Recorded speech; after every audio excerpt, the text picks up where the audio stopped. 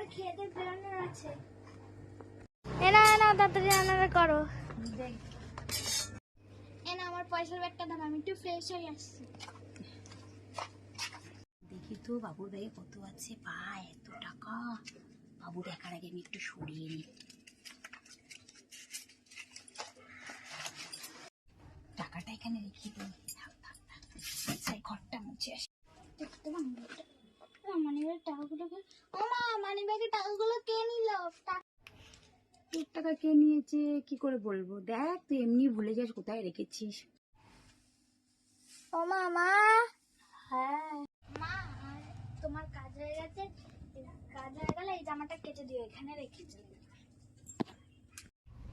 মেটার না সত্যি। হ্যাঁ চাই, জামাটা আমি ঠিক কেচে দেবো, রেখে যা।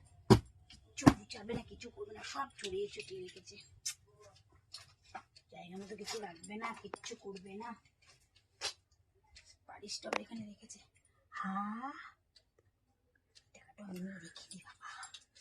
টাকাটা কোথায় রাখবো? এখানে চাপাতে রেখে দিই। জামাটা কাচতে বললো তাই তো? বলেছে এত কাজ বাড়িতে করা যায়?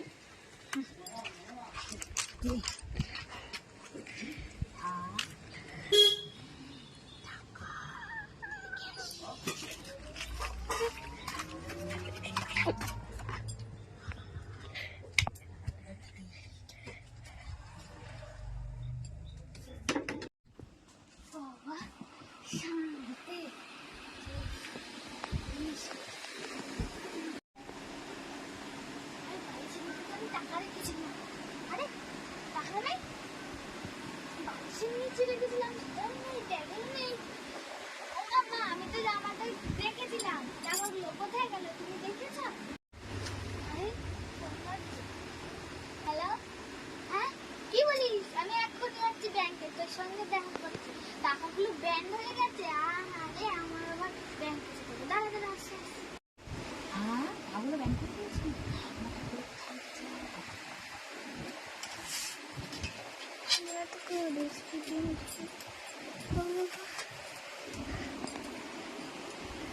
শোনো, তুমি যখন ব্যাংকে যাচ্ছ ওই টাকাগুলো একটু নেবে, দিয়ে দিও ব্যাংকে। হ্যাঁ এই তো, এই 50 টাকা তুলে রাখছিল আমার ব্যাগে, 200 টাকার মধ্যে ছিল আমার বালিশের টাকা, আর এইটা ছিল আমার জামার পকেটে। আর সব কটাই পেয়ে গেছি, কেউ ফোন করেনি মা আমায়, আমি জানি তুমিই নিয়েছো, এর জন্য আমি ফোন তোলার অ্যাক্টিং করছিলাম।